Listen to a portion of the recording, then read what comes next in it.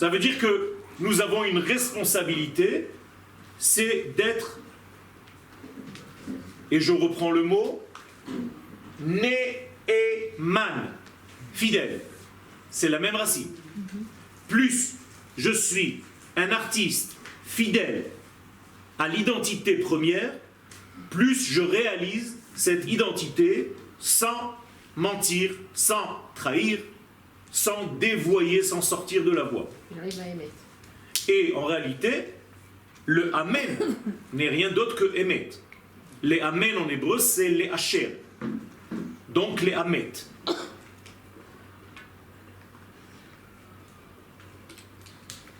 On a choisi de développer aujourd'hui le thème des couleurs parce que justement, l'une des mises en place de toute cette certification de ce projet infini dans notre monde passe par la couleur. Et donc la couleur va devenir un élément prédominant dans la création du monde. On peut dire que ce monde est une grande couleur, est rempli de couleurs, de milliards de nuances. Et au niveau physiologique, c'est réellement une lumière qui n'a pas de couleur.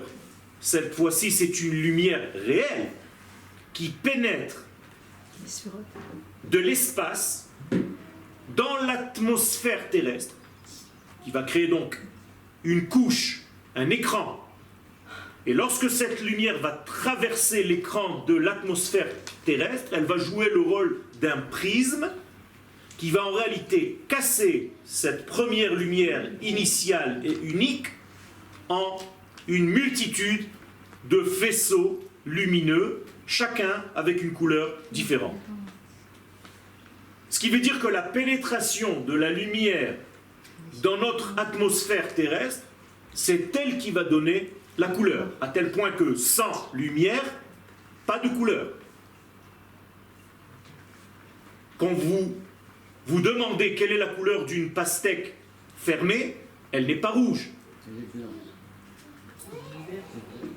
Elle n'a pas de couleur, elle est noire. Quand vous ouvrez la pastèque, ce que vous voyez, c'est rouge, mais ce n'est pas la matière.